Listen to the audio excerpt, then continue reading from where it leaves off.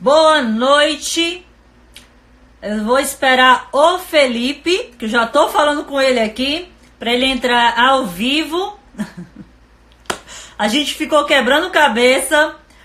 Tá aqui, eu já vou adicioná-lo. A gente ficou quebrando cabeça aqui para tentar entrar pelo YouTube, mas o importante é que aqui dá certo. Já já ele entra aí ao vivo. Pronto. Cheguei. Tava explicando que tudo estava combinado para ser no YouTube, mas por razões técnicas e operacionais não deu certo, sei lá, mas vai ser aqui e vai dar tudo certo. Pessoal, hoje a gente está recebendo o Felipe Pontes, ele que é professor, doutor em contabilidade, professor de valuation, o que mais, Felipe? Investidor qualificado. Tem tanta coisa aí que eu já nem sei, já estou perdida. Administra um Já, fundo de investimento também, não é isso? um clube de investimento. Um clube de investimento. É, E não hoje vai dizer que é fundo, senão a CVM vai em cima de mim. é um clube de investimentos. É, E hoje a gente vai comentar um pouquinho sobre, principalmente com relação, digamos assim, à importância da contabilidade no mercado de ações, principalmente para a questão de analisar empresas, né? E aí, Felipe, provavelmente, certamente você já investe há um bom tempo, né? Isso a gente já até conversou. E explica aí para o pessoal qual é, principalmente, a importância de você entender a questão da contabilidade na hora que você vai escolher ali uma empresa, enfim, para estar investindo no mercado de ações. beleza. Bom, obrigado pelo convite, Vanessa. A gente já tinha tentado fazer antes, né, só que eu não sou muito de fazer live, agora eu tô perdendo a vergonha de fazer essas coisas. E esses problemas técnicos que acontecem também, eu ficava com medo de tentar de me comprometer com alguma coisa e dar algum problema aqui na minha internet, eu ficava com receio disso. Vai dar Mas eu certo. liguei aqui o Wi-Fi e liguei o 4G. Vamos ver Não, vai dar se dá certo. certo. Hoje vai dar certo. Ah, então, sobre a contabilidade, antes disso, fazendo a propaganda aqui, eu tenho um blog, se chama Contabilidade MQ. O link está no meu perfil. Quem não me segue ainda, me segue lá, tem um link no perfil do meu blog. No blog e no canal do YouTube eu tenho muito material de contabilidade, então não dá para a gente explorar aqui numa live e tudo, vocês não vão aprender contabilidade em uma live, mas vocês vão ter uma ideia geral do assunto, e aí lá no meu blog tem muito material. Bom, contabilidade é uma frase que é atribuída a Warren Buffett, né? Contabilidade é a linguagem dos negócios. Então, você não tem como fazer um investimento qualquer, não só em bolsa, mas um investimento, abrir uma empresa ou alguma coisa desse tipo, você não tem como nem abrir, nem gerenciar a empresa sem saber de contabilidade. A contabilidade, ela vai representar, ela vai mostrar como está seu desempenho, você vai entender como é que está seu patrimônio, se você está crescendo muito a dívida, se você precisa gerenciar melhor o capital de giro. Então, tudo isso está na contabilidade. A contabilidade, um professor meu dizia que a contabilidade é como se fosse o placar do jogo. Na contabilidade, você consegue entender se você está ganhando ou se você está perdendo o jogo. Então, é isso. A contabilidade ela é a linguagem do negócio por esse motivo. Pela contabilidade, você consegue entender se o seu desempenho está bom ou ruim, o desempenho da empresa, no caso. Né? E aí, quando você vai para a bolsa, a gente está de fora da empresa, né? A gente está investindo na empresa. Quando você está dentro da empresa, é até mais fácil, quando a empresa é sua. Mas na bolsa não, a empresa não é sua. Na bolsa você tem um monte de outros sócios e você é o minoritário, muito provavelmente. Então, você precisa olhar a contabilidade para poder entender melhor do negócio e o que é que a gestão da empresa está fazendo. Então, é na contabilidade que você vai entender mais ou menos como é que a gestão está funcionando, se está dando certo ou não. Então, um resumão geral é isso. A contabilidade ela vai te mostrar se o desempenho está bom ou ruim ou se tem alguma coisa que pode ser melhorada. Essa é a ideia geral da contabilidade. Agora sim, quando você vai analisar a empresa, você que dá aula aí já para o pessoal também da contabilidade, você analisa alguns fatores, certamente. Mas aí você analisa também os fatores qualitativos e os quantitativos. Quais são ali, É isso. digamos assim, de uma maneira, claro, didática para o pessoal, que você presta atenção a nível qualitativo e quantitativo para escolher uma ação listada na Bolsa de Valores ali para investir? Certo. Bom, olhar a parte quantitativa é muito fácil. Você monta a sua planilha, joga os números lá e você vai ter os números. A parte qualitativa é mais difícil. Vamos primeiro na parte qualitativa. Na parte qualitativa, você vai ter uma parte que vai ter números, que você pode quantificar algumas coisas qualitativas, mas a maioria é muito subjetivo e pouco quantificável. Por exemplo, qualidade dos diretores da empresa. Como é que eu vou saber a qualidade do diretor da empresa? Eu posso olhar o desempenho histórico dele na empresa, mas se for um cara novo, como é que eu vou saber se o cara é bom ou ruim? Então eu vou olhar o histórico dele em outras empresas, eu vou olhar a experiência dele no setor, formação. Eu sempre cito o exemplo da Grendene. Eu gosto muito do RI da Grendene. O RI da Grendene ele é doutor em finanças. E a tese de doutorado dele foi na área de estrutura de capital. E a Grendene tem um problema de estrutura de capital. Na verdade, é um problema de tributos, de subvenções que ela tem que impacta a estrutura de capital da empresa. Então, mas pô, o cara é doutor nessa área, eu acredito que ele sabe o que está fazendo. Então, eu fico um pouco mais tranquilo com a Grendene por causa disso. Um pouco mais tranquilo. Apesar do problema ser sério, mas eu fico um pouco mais tranquilo.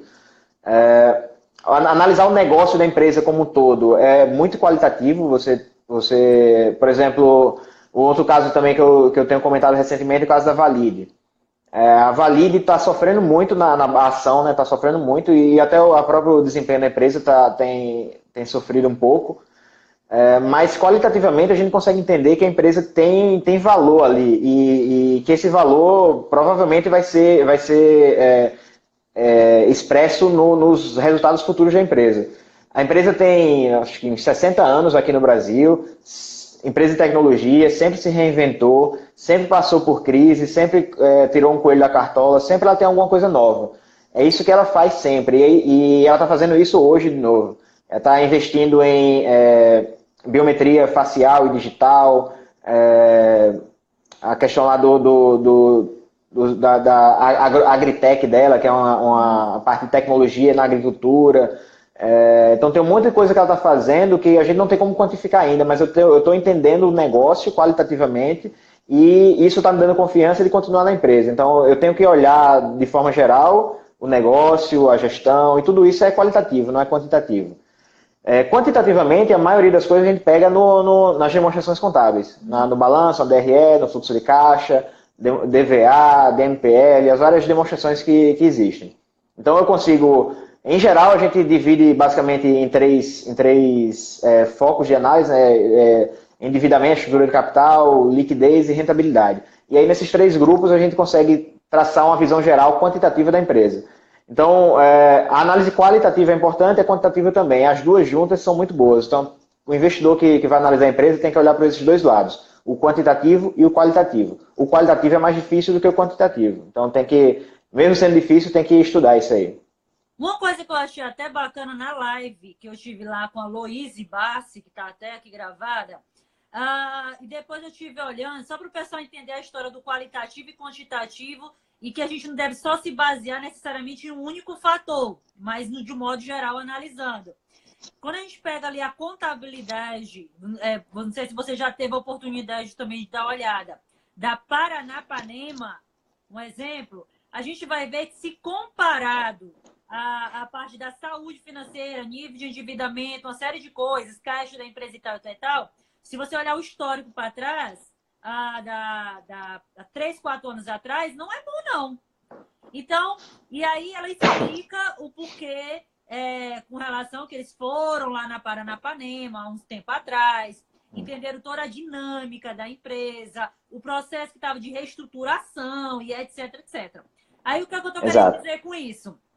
Que talvez, se a pessoa for olhar exclusivamente, unicamente, a questão dos dados contábeis, o número só, e não entender a dinâmica do negócio, pode incorrer em um erro. Um exemplo, danado. Isso. Não é isso? Exato. Como eu disse no começo, a contabilidade é o placar do jogo. O placar mostra o gol que já aconteceu, né? Exato. Tanto o que eu fiz quanto o que eu levei.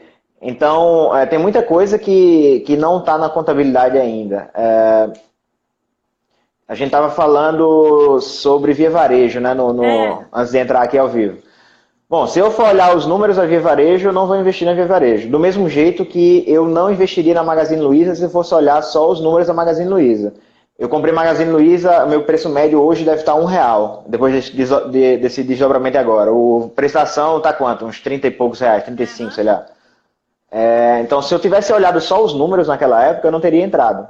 Não entraria.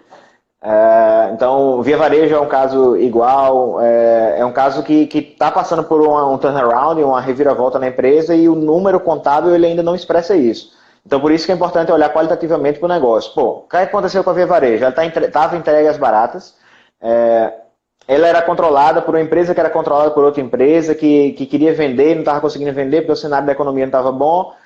Então, uma pequena mudança de gestão já vai trazer um impacto muito, muito bom para a empresa. Lembrando aqui, eu não estou dando recomendação de compra para ninguém, certo? Cada um faz o que quiser. A gente está comentando casos específicos em geral. Então, uma pequena mudança na empresa já deve trazer um resultado bom no curto prazo. Vai demorar, vai ser difícil, mas uma pequena mudança vai trazer resultado bom para a empresa, certo? Então, o número contábil ele não reflete isso. Esse é um ponto que você tem que olhar qualitativamente. E qual foi a tese para ter entrado na Via Varejo, se olhando o número não fazia muito sentido? A empresa estava entregue às baratas, o CEO da empresa ia uma vez na semana ou duas. Pô, como é que a empresa tá em dificuldade como estava e o chefe só vai uma vez? Então, isso aí era um ponto que fazia a empresa estar mal do jeito que estava. Então, essas questões qualitativas que a gente tem que ver, e aí você tem que ter muito estudo disso e coragem, né, de entrar. Você tem que ter coragem de entrar na Via Varejo do jeito que ela estava. Assim como no caso... assim como no caso lá da Magazine Luiza no passado, assim como tem gente entrando na Oi também agora, tem que ter coragem. Empresa de recuperação judicial. Então, você tem que analisar qualitativamente, principalmente nesses casos, porque o quantitativo não vai te dizer muita coisa. Exato. Esse agora, é um ponto importante. Se a gente olhar a visão macro do balanço patrimonial e de uma DRE, por exemplo, a gente olhando a questão da contabilidade, existem alguns pontos ali necessariamente chaves na contabilidade, falando da fotografia já do balanço divulgado, que você já olha, a primeira coisa que você bate o olho, assim, sei lá, na rentabilidade, por exemplo, o ROI, a margem líquida, o EBITDA, né? Enfim, sei lá. Eu estava até olhando aqui, estrutura de capital e endividamento da empresa, a dívida líquida, a dívida bruta, a liquidez corrente, enfim. Quais seriam os pontos assim que você, eu não diria nem anotado, já é uma coisa meio que automática. A empresa divulgou o balanço de resultados e você de cara, já pela sua experiência, já olha assim, deixa eu dar uma olhadinha quanto é que está aqui, ou o caixa da empresa, ou a dívida bruta dela, a estrutura de capital, enfim, o que é que você bate o olho de cara e já olha? Tá, primeira coisa que tem que olhar quando você vai analisar os números contábeis é olhar o relatório da auditoria. Esse é o primeiro ponto. Porque não adianta você analisar a empresa toda e aí depois de analisar você vai olhar o relatório da auditoria, está cheio de ressalva, cheio de problema. Essa análise não está valendo nada. Eu não costumo ficar... a primeira coisa que eu olho não é nem calcular índice, esses índices de rentabilidade, liquidez, margem, etc. Eu gosto de dar uma olhada geral no balanço, na DRE e nas variações da conta, no olho mesmo. Como se eu fizesse uma análise horizontal e vertical de cabeça. Então, você fazendo esse exercício... entendi. É porque eu faço análise horizontal e vertical na planilha de Excel. Você pode fazer de cabeça. Você olhando os números, as variações deles, você consegue já ter uma visão muito boa do que é que aconteceu na empresa. E aí, depois de fazer esse estudo no olho, você aí vai olhar os índices. Aí você vai começar a confirmar as suas hipóteses. Essa é uma coisa interessante a se fazer, é uma coisa que eu faço. Eu olho em geral, dou uma olhada geral, uma visão geral mesmo. E aí, sem fazer conta nenhuma, vou olhando as variações das contas. E aí, depois disso, é que eu passo a olhar indicadores contábeis mesmo. Mas se eu fosse dizer assim, um indicador que eu gosto de olhar indicadores operacionais. Por exemplo, o ROIC, margem EBIT, coisas operacionais. O investidor, principalmente o investidor iniciante, ele gosta de olhar lá no final, né? Lucro líquido. Mas tem muito mais informação antes do lucro líquido, que é talvez mais importante, para o longo prazo da empresa e aí os caras deixam de lado. Eu gosto de olhar métricas operacionais. Se for para dizer assim, uma coisa que eu olho é métricas operacionais antes de focar até em olhar quanto foi o lucro da empresa. Operacionalmente é mais importante você olhar isso. Agora, o caixa, eu ouvi você já várias vezes falando, Van, o caixa da empresa, para mim, é rei. Quem manda para mim é caixa. Não tem caixa. Eu já vi várias vezes você comentando isso aí nos seus stories, lá na sua página. Até que ponto, assim, o seu poder de decisão, você olhar, por exemplo, o caixa da Via Varejo e dizer, eu ainda mesmo assim, eu analisei o caixa da Via Varejo, mas analisamos os parâmetros qualitativos, que você falou que é bem subjetivo, me faz ficar na Via Varejo, mesmo com caixa X. Essa questão do caixa, é importante olhar a geração de caixa da empresa. Um caso recente aqui que aconteceu agora, né, nesse trimestre, Vale. A Vale divulgou o resultado, eu esperava, eu tive um prejuízo grande na Vale. Eu estava cheio de opções da Vale, de call, de opção de compra da Vale. Porque eu esperava que a empresa viria com uma geração muito, muito forte de caixa. Eu não tinha a menor dúvida de que isso ia acontecer. E veio. Eu não tinha nenhuma dúvida. O dólar subiu, o preço do minério subiu, a empresa estava ganhando mais dinheiro com menos produção, porque ela teve que parar algumas produções, né? Então a geração de caixa ia vir muito forte.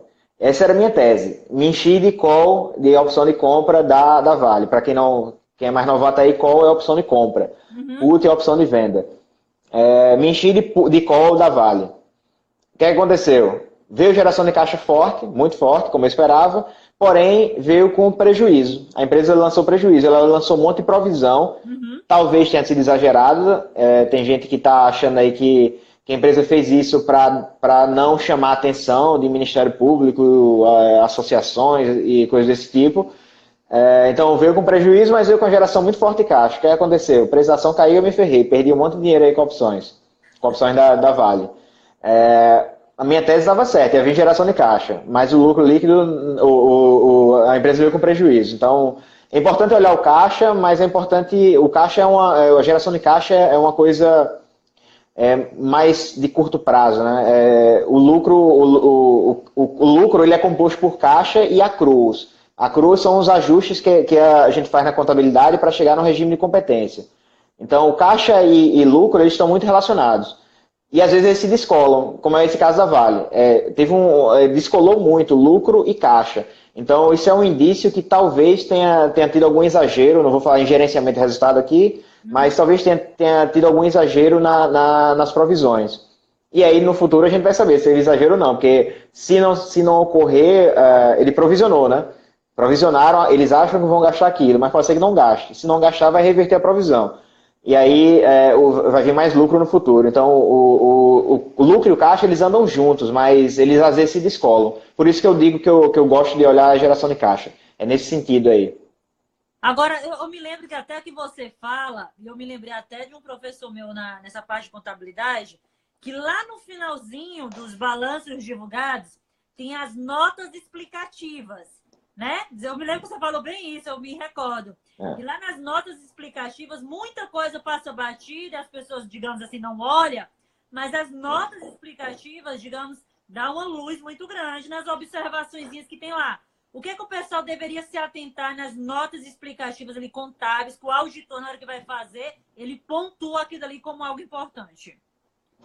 Isso, a nota explicativa faz parte do conjunto de demonstrações contábeis, certo? Muita gente acha que não, mas faz. A nota explicativa é para explicar aqueles números que estão lá no balanço, DRE, DFC, etc. Na nota explicativa, como o nome diz, vai ter uma explicação daquela conta. Porém, muitas empresas, elas simplesmente copiam a norma contábil e jogam lá na nota explicativa. Não explica nada. Fica um monte de páginas que não servem para nada. O cara que já conhece a norma não vai agregar nada, só vai perder tempo lendo.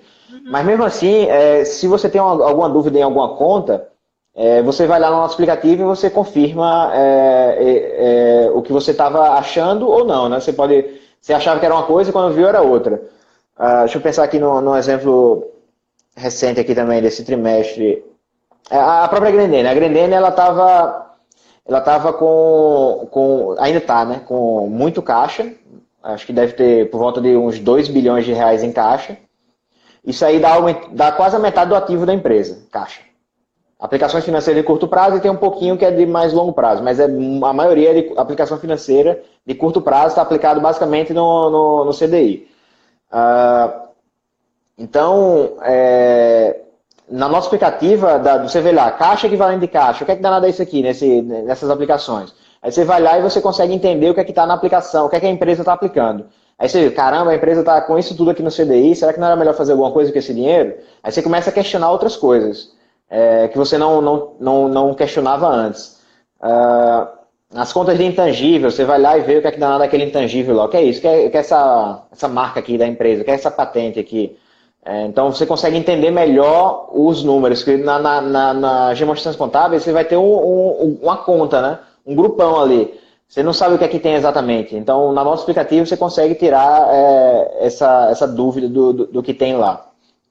Então é importante ler as nossas aplicativas também. Claro, você não vai ler tudo. Eu acho que numa empresa normal deve dar umas, sei lá, entre 80 e 100 e poucas páginas. De demonstrações contábeis, com nosso aplicativo, relatório de auditoria, relatório de administração, conselho fiscal, conselho de administração. Então, juntando tudo isso, deve dar entre 80 e 100 e poucas páginas. Você não vai ler tudo, mas você vai ler o que lhe interessa. Você vê lá, conta tal, eu quero saber o que é que tem aqui. Vou lá no nosso aplicativo e entendo. Essa é a função do nosso aplicativo, é explicar, de fato. Você deve ter visto, com certeza, que a gente até comentou a história lá da GE, que acusaram da maior fraude ali, de 38 bilhões, que eu estava até vendo a notícia que subiu agora aqui no iPhone. Então, muita gente me perguntou o seguinte, Van, até onde é confiável, digamos assim, essas auditorias independentes, né? Que vai lá, audita essas empresas listadas na Bolsa de Valores, por exemplo, e diz, olha, tá assim, tá assado, enfim, tá com nível de endividamento tal e tal e tal. E não pode encobrir por algum agrado, alguma coisa assim, digamos, algum dado financeiro que talvez venha a comprometer a empresa e afastar os investidores, enfim, tentando beneficiar a empresa, mas prejudicando o investidor. A gente lembra do caso do Eike Batista, né? Da história lá da OGX. Não sei se lembra. Acho que foi a KPMG, eu não me lembro. Foi a KPMG? Não lembro. Enfim. Não lembro. Não lembro, mas dessas que você viu aí, que eu acho que você está acompanhando. Na tua opinião, trazendo para o Brasil, tecnicamente, até onde, digamos, você acha que das empresas que auditam as listadas ali na Bolsa, você deve acompanhar. Tem KPMG, tem outras grandes aí, hoje, que são totalmente independentes. É isso que eu estou frisando. É independente, não está dentro da empresa. A empresa contrata... Independente entre aspas. Eu vou comentar sobre isso. Pois é. Assim, é independente teoricamente. Né? Primeiro ponto, eu acho que a gente deve confiar. Em geral, acho que a gente deve confiar. Tem alguns casos pontuais? Tem, mas é coisa rara. Não é um caso, não é generalizado isso aí. Uhum. Para acontecer um negócio desse, você tem que ter um conluio de um monte de gente. Tem que ser um monte de gente que se juntou para fazer uma fraude dessa. Tem que juntar o contador, tem que juntar o administrador da empresa, tem que juntar o pessoal da auditoria, tem que juntar um monte de gente. Então, todo mundo tem que estar alinhado no mesmo objetivo de ferrar os acionistas. Tem que estar todo mundo junto nessa função. Esse mesmo objetivo. Então, tem que estar todo mundo com esse mesmo objetivo. Então, não é uma coisa fácil de fazer. Pô, o cara vai chegar no contador, vamos mexer aqui, vamos reportar isso aqui de outro jeito, porque desse jeito aqui vai ficar ruim para mim. Aí tem que convencer primeiro o contador. Depois de convencer o contador tem que convencer o auditor. Porque se o auditor não aceitar, ele vai meter ressalva lá no parecer dele, no relatório dele, e aí todo mundo vai saber. Então, é um trabalho que tem que ser de convencimento de um monte de gente. Então, não é uma coisa fácil de fazer, então eu acho que é uma questão pontual, são casos específicos. Isso não tira o mérito da auditoria. Eu acho que é importante que você tenha auditoria, que a gente confie na auditoria, mas casos específicos como esses acontecem com alguma frequência, mas não são generalizados, certo? Agora são coisas pontuais. Eu fiz até um vídeo recente explicando aquela história da diversificação de uma carteira de investimentos, né, na bolsa e da concentração. E aí a gente vê muito na internet, de modo geral, aquela história de dizer tem que diversificar, tem que diversificar. Aí o que a pessoa faz? Está com pouco dinheiro, tecnicamente, aí coloca em fundo de investimento, coloca em renda fixa, aí coloca em fundo de investimento imobiliário, aí coloca em fundo de ações, aí compra ações, enfim. Eu até brinco falando que é a síndrome da diversificação. Porque a pessoa entende para ela implicitamente que obrigatoriamente tem que ter tudo espalhado, porque seria o melhor. Na sua experiência, pelo que você faz, enfim, que dá certo para você, você prefere comprar N empresas e depois vai avaliando? Você comprou primeiro uma ação, foi entendendo como é que funciona e depois foi, consequentemente, comprando uma, duas, três e montando uma carteira? Ou tem 30 ações na sua carteira? Conta pra gente tua experiência. Mais uma frase de Warren Buffett. Ele diz que diversificação acho que é proteção para a ignorância, alguma coisa desse tipo. Mas aí quando você vê, o Warren Buffett, o patrimônio dele está todo na Berkshire Hathaway, né, que é a empresa dele. Então ele não é diversificado, concorda? Teoricamente. Mas aí quando você vê dentro da empresa dele, tem quantas ações lá? Tem, sei lá, deve ter umas 30. Então ele é concentrado na Berkshire Hathaway, mas dentro da empresa é diversificado. Então ele é diversificado. Na prática ele é diversificado. Só que é uma diversificação meio concentrada, né? É como se fosse um fundo de investimento ali. Eu particularmente... É dele. Ele apostou no é dele. Dentro daquela empresa dele tem 300 outras coisas. Exato. Eu particularmente, a minha vida toda eu sempre fui concentrado, eu nunca fui diversificado. Quando eu comecei a investir, eu só tinha ações da Vale. Isso faz 9 anos. Que ano é esse agora? 2010, né? Então foi 2010 que eu só tinha ações da Vale. Aí durante muito tempo eu fiquei com 2 ou 3 ações na carteira, um monte de mico, eu tinha OGX, eu tinha Batistella, não sei nem se está na bolsa ainda, Batistella. Marisa ainda está na bolsa, eu tinha na minha carteira, assim, tem um monte de empresa ruim. E aí depois, com o tempo... não é das melhores. Não, é muito Aí, eu hoje... Agora eu montei o clube, né? Ano passado eu montei o clube, e aí o clube são os 3 gestores, sou eu, o professor Orleans, que é professor daqui também, é professor de Evaluation e Governança, e o professor Zé Elias, que é lá da Federal do Espírito Santo, que também dá aula de Evaluation e Governança. E aí a gente juntou a minha estratégia com a estratégia deles. Eles eram mais de dividendos e diversificados, e eu sou mais de crescimento e concentrado. Eu gosto de empresas que têm potencial de crescimento, eles gostam de empresas que têm potencial de pagar dividendos. E eles diversificavam e eu concentrava. Então a gente misturou as nossas estratégias deixa eu ver aqui o comentário da Einá. Einá, que é da Economática, está comentando aqui. Eu já ouvi o professor dizer que as notas explicativas eram menos produtivas quanto maiores eram em descrições de Weston, do Damodaran. Então, quando o cara coloca muita coisa na nota explicativa, provavelmente ele está querendo enrolar e esconder alguma coisa. Acho que é isso que ele está dizendo. Provavelmente quem disse isso foi o professor... A Beatriz do Papo de Bolsa, viu? Beatriz... Beleza, Beatriz?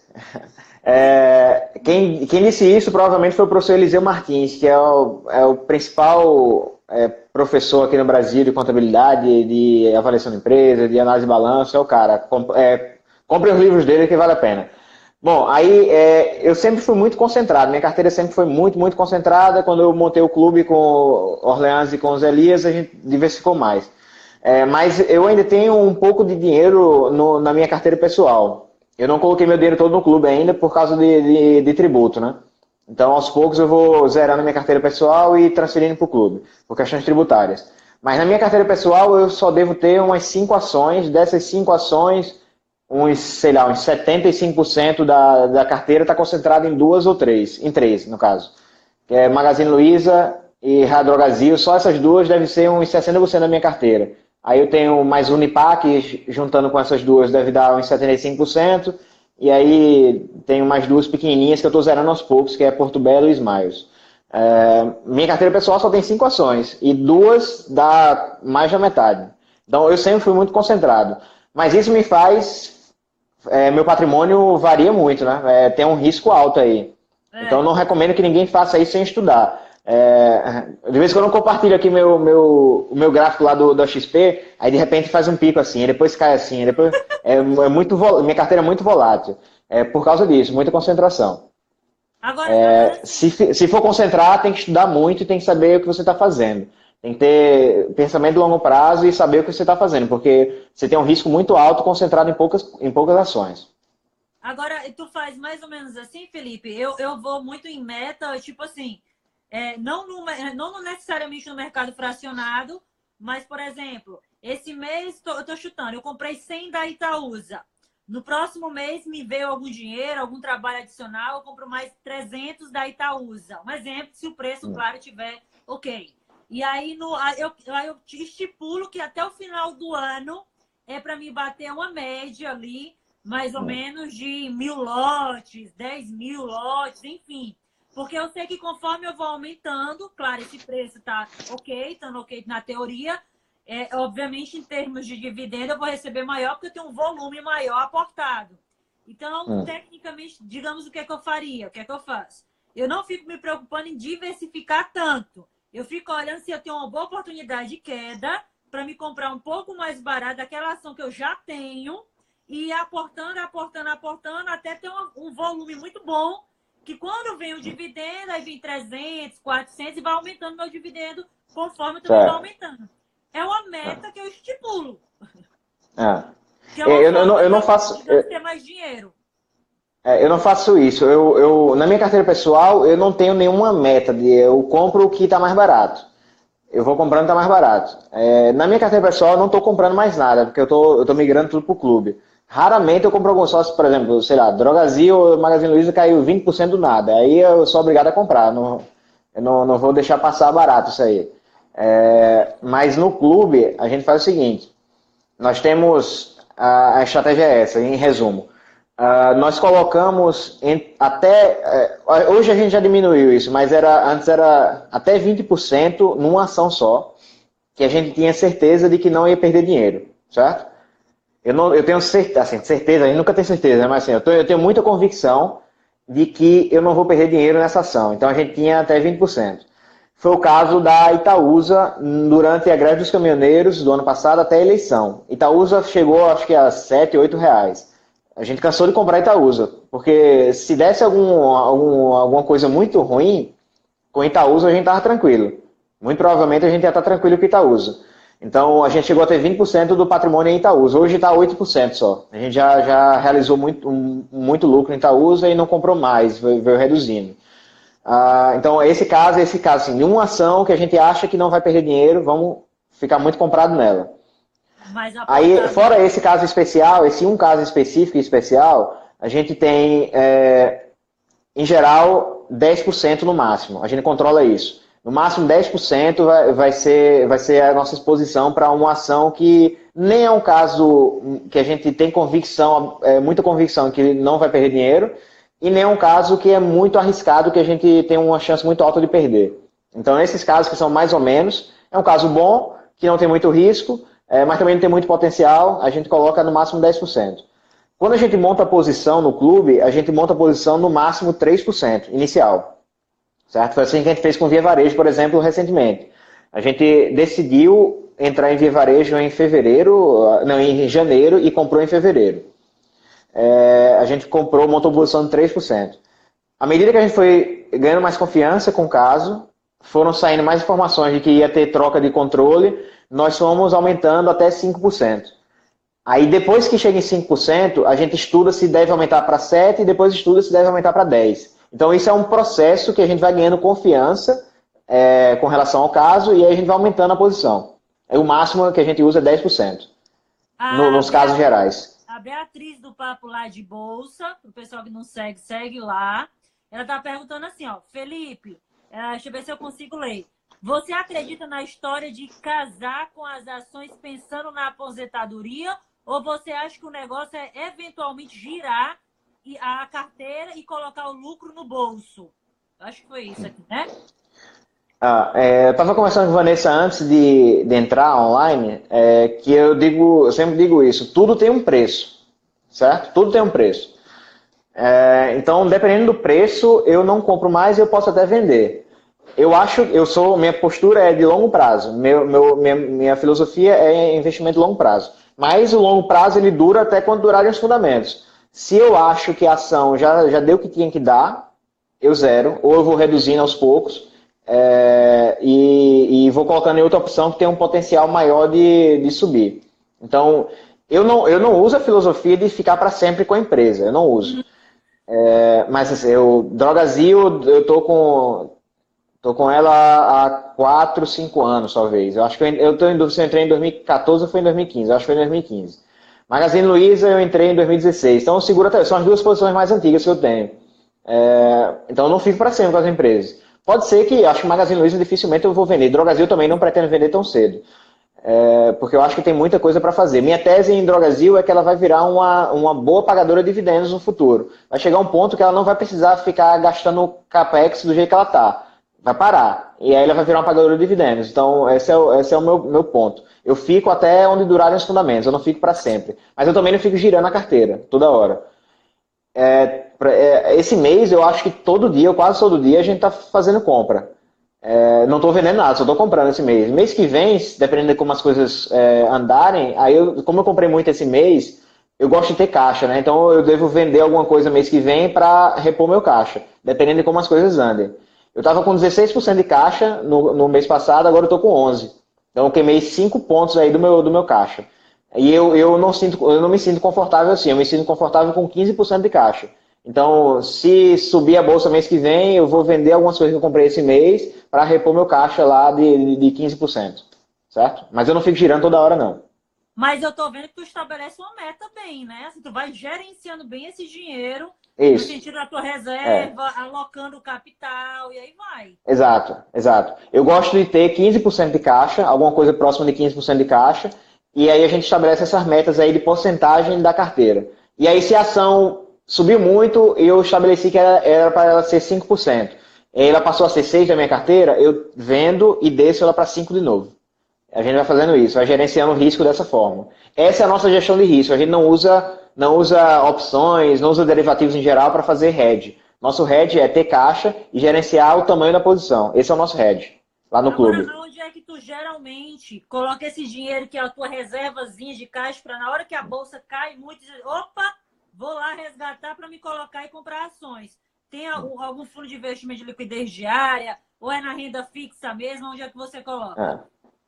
Tesouro Selic e fundos de crédito privado D mais 0 e D mais 1. É isso que eu gosto de usar. Eu não vou citar nenhum para não ficar fazendo propaganda de graça para ninguém, mas tem fundos de crédito. Eu tenho medo de crédito privado porque está tendo uma oferta muito grande e coisa ruim. Mas aí se você analisar o que tem dentro da carteira do crédito privado, aí você vê lá que tem muito fundo de crédito privado que tem pouco risco, eles estão um pouco concentrados, eles estão em ativos bons e eles têm muito caixa. Então, eu gosto desses fundos de crédito privado. Porque tem muito fundo de crédito privado aí no mercado que está dando 140% CDI, 130%, 200%. O risco é muito alto. Eu não acho que compensa. O risco do crédito privado não compensa 200% de CDI. Tem fundo de crédito privado que ele só está subindo. Ele vai só subindo, subindo, subindo, subindo. De repente, quando você vê, ele cai. Porque não tem liquidez nos ativos que ele tem dentro do fundo. Então, crédito privado é complicado, é bom dar uma analisada na carteira do fundo antes de investir. Beleza? Agora, Mas eu gosto de deixar em crédito privado. Questiona muito, Felipe, é o seguinte, colocar lá no Tesouro Selic, sabe por quê? Vamos supor que eu coloquei no dia 27/7 de 2019. A gente está no mês 8 de 2019. Aí não deu nem um mês ainda. Aí vamos supor que cai a bolsa ali, sangria, enfim, ótima oportunidade para estar comprando. Aí ele vai se lembrar, putz, eu deixei 10 mil lá no Tesouro Selic, só que não completou 30 dias, eu vou pagar IOF, mas imposto não rendeu nada. Muita gente me faz esse contraponto. Entendeu? Mas assim, é uma reserva, isso é uma reserva que você deixa para oportunidades. Vale a pena você perder essa rentabilidade que é pouca, é bem pouquinho a rentabilidade que você rende muito pouco. Então você vai basicamente tirar o que você aplicou, se for em um mês. Se for em um mês, você vai tirar basicamente o que você aplicou, não vai ter rentabilidade nenhuma quase, dependendo de quanto tempo fique. Mas você não perder dinheiro também. Tem gente que eu vi colocando reserva de emergência em fundo que investia em NTNB, em Tesouro IPCA, né, que é o novo nome. Meu amigo, o Tesouro IPCA é tão ou mais volátil do que muitas ações da Bolsa. Aí se o cara for mexer no meio da sangria, vai perder dinheiro. Então, é melhor perder um pouquinho de rentabilidade ou, ou perder dinheiro de fato. É melhor perder um pouquinho de rentabilidade. Mas eu gosto de fundos de crédito privado. Eu gosto de fundos de crédito privado. Agora tem que ficar ligado no risco deles, que é embutido. O risco não é aparente. Você olha, por exemplo, o índice de Sharpe de fundos de crédito privado, o índice Sharpe é muito bom, porque o fundo não tem volatilidade. Mas, se der alguma... Eu ia falar um palavrão, eu ia falar merda, mas já que você falou, você é a dona da live, então pode. Se der alguma merda, você vai se dar mal. Tem um fundo que eu uso numa palestra minha que ele vinha só subindo, não tinha volatilidade nenhuma, de repente ele fez isso. Ele vinha aqui, subindo, subindo, subindo, de repente fez isso. A galera que botou dinheiro perdeu. Então tem que ter cuidado. Não, pois é. Essas questões e tudo que, por exemplo, ligou um cliente para mim dizendo, vamos, pelo amor de Deus, aonde a gente vê que o psicológico ali não está muito bem no mercado de ações. Eu comprei 2 ações e tal, 2 ações X, e eu vi que o meu saldo, exemplo, estava 20 mil. E a bolsa caiu de ontem para hoje, enfim, está aparecendo 18 mil alguma coisa, porque está oscilando. Nossa, e é assim mesmo, e super preocupado. E aí eu costumo dizer, olha, para você não ficar tão preocupado, essa questão que você falou do gerenciamento de risco. Pelo menos se você não se sente tão confortável e está com dinheiro talvez mais expressivo, ou 30% ou 40%, sabe lá Deus a porcentagem que você determina, coloca um percentual maior na renda fixa, em algo que você vai ficar, dormir tranquilo, e pega um dinheiro que não é tão assim expressivo para você e coloca lá no mercado de ações, que você vai ficar um pouco mais, não vai ficar pelo menos apreensivo, né? Porque, enfim, isso. É uma coisa mais gerenciada. Se você tá nervoso com a bolsa, é porque provavelmente você está muito mais alocado do que deveria. Exato. Esse é o ponto. Se você está nervoso com a bolsa, é porque você está mais alocado do que deveria. É sempre importante. Oi? O pessoal está perguntando muito aqui do Banco Inter. O pessoal pergunta demais a história do Banco Inter, né? Se compra ações do Banco Inter, se acha que às vezes é uma oportunidade, enfim. Tá, perguntaram de Magazine Luiza e Banco Inter aqui, né? Como eu disse no começo, nós não damos recomendação nenhuma aqui, nós não estamos dando recomendação. Magazine Luiza, eu não estou comprando Magazine Luiza e nem estou vendendo, certo? Isso é o que eu estou fazendo. Se quiser, você pode comprar. Eu acho que tem um risco talvez maior de cair do que de subir. Eu não espero mais porrada em Magazine Luiza do jeito que teve no passado. O meu preço médio nela está R$1 e pouco. Depois do desdobramento, ela está 30 e poucos reais. Eu não espero que vá acontecer isso de novo. Eu não espero. Se acontecer, eu vou ficar muito feliz, mas eu não espero que isso aconteça. Banco Inter, eu não tenho, nunca analisei profundamente, porque eu acho que não vale o meu tempo. Mas eu deixei de ganhar um monte de dinheiro aí, né? Eu gostaria muito de ter comprado o Banco Inter lá no começo, mas não comprei porque eu não acho que valia o tempo que eu gastaria analisando e as opções que eu tinha eu achava que era melhor. Como é que agora, o banco... Eu tenho conta...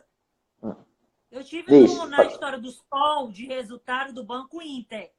E assim, você falou muito do RI, gosto muito do RI da Grandenha, não sei o que e tal, tal e tal.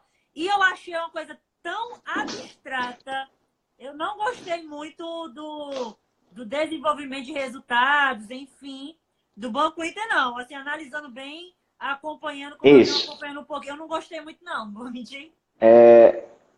Então, eu sou cliente do Banco Inter, eu tenho conta lá, gosto muito. Muito bom, não tenho do que reclamar. Mas, como acionista, eu não vejo como é que eles vão ganhar dinheiro.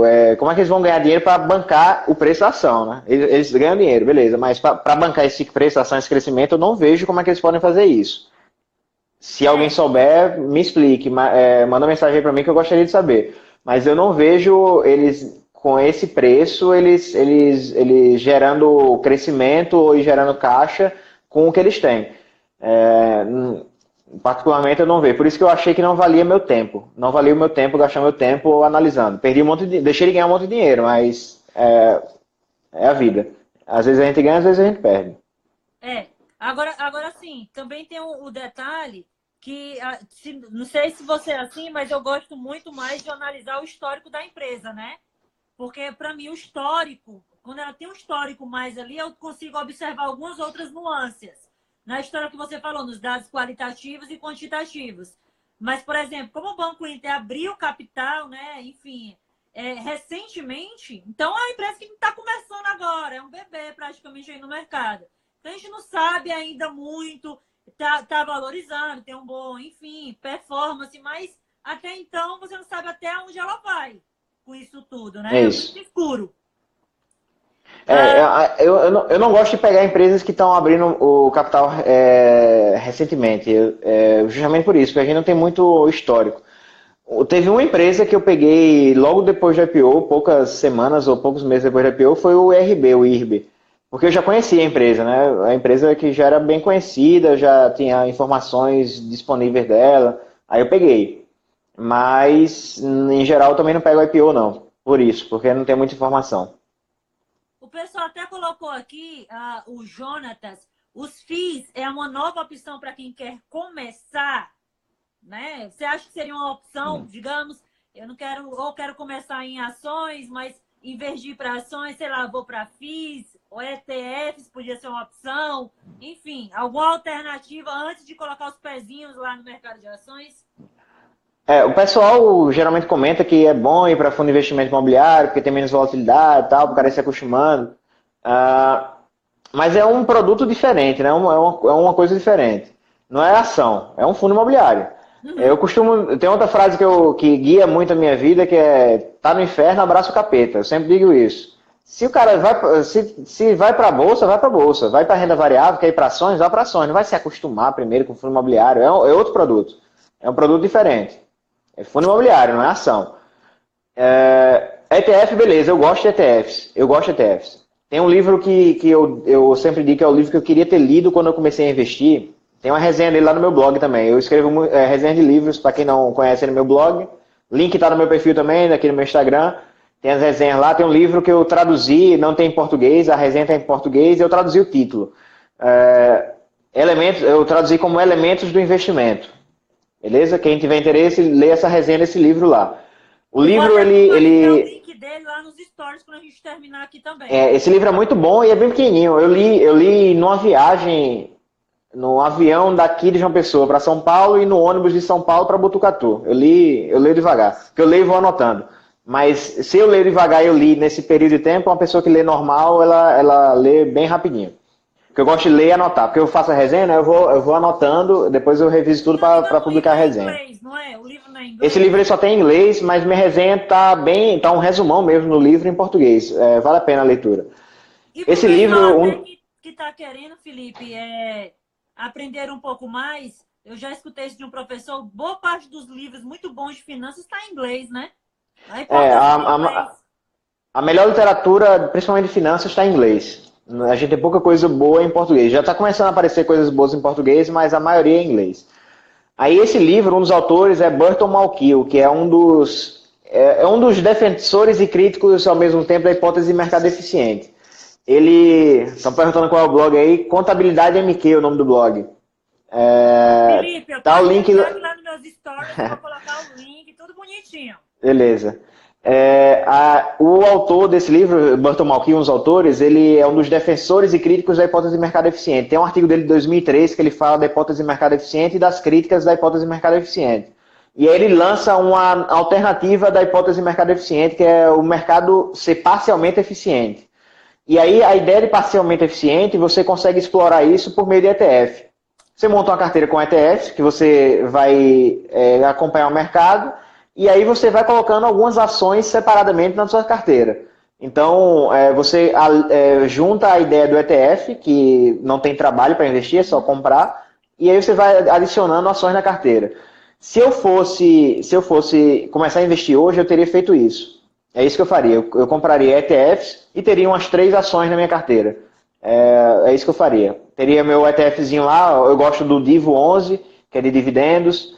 Gosto do Small 11, que é de Small Caps. Talvez eu mesclaria Divo 11 com Small 11. Teria Drogasil, Magazine Luiza e Unipal e RB, que são dois nomes que eu gosto aí também. É isso que eu faria hoje. Eu montaria minha carteira desse jeito. Eu acho que é seu aluno. Colocou até o que? contabilidademq.com.br. .com.br. Não é meu aluno não, mas seria no semestre que vem, né? Exatamente. Mas é daqui da universidade, é aluno aqui da universidade. Gente boa. Tá sempre acompanhando aí a gente. Pessoal, vai já encerrar, porque a gente está quase 1 hora já. Senão já encerra aqui no Instagram automaticamente. Eu prometo, porque eu fiz de tudo para levar lá para o YouTube, mas eu vou gravar e salvar e colocar lá no YouTube essa live, que eu acho muito importante. O conhecimento que o Felipe tem, grande, enorme, enfim. E a gente vai perturbar ele de novo, muito brevemente, para a gente fazer alguma coisa lá no YouTube também. Ele talvez mostrar um pouco mais na prática, compartilhando na tela dele, do computador, enfim. Eu acho que lá no YouTube também tem a página, né, Felipe? Que você publica muita coisa também lá. É o mesmo nome do blog, Contabilidade MQ. O canal do YouTube também é Contabilidade MQ. Pois é, procura, tem muito conteúdo gratuito. No blog dele tem muita coisa gratuita de contabilidade, de mercado financeiro, de valuation, enfim. Tem muita coisa que vocês podem estar olhando lá. Não dá nem para reclamar e dizer, vixe, é pago. Não, tá lá. O conteúdo tá gratuito, muita coisa traduzida. Então, eu acho que vale muito a pena vocês conhecerem. Felipe, muito obrigado pelo seu tempo. Grata demais. Eu acho que o pessoal adorou com relação à live. Muita gente ficou aqui online e a gente espera te perturbar brevemente. Viu? Beleza, vamos combinar depois, fazer alguma coisa no YouTube, sei lá, falando de um caso específico, analisando alguma empresa, alguma coisa assim, depois a gente pode conversar e marcar isso aí. E pode deixar que vou, assim que terminar aqui, compartilhar nos stories a página do seu blog direitinho para a gente compartilhar e cada vez mais você crescer também lá no Instagram. E o pessoal segue lá o Felipe no Instagram, que ele também tem página lá e sempre publica, responde quando assim que pode também. Pessoal, beijão e eu vou encerrar a live aqui nesse exato momento. Obrigada, Felipe. Valeu, galera. Valeu, Vanessa. Até mais. Tchau. Valeu. Tchau.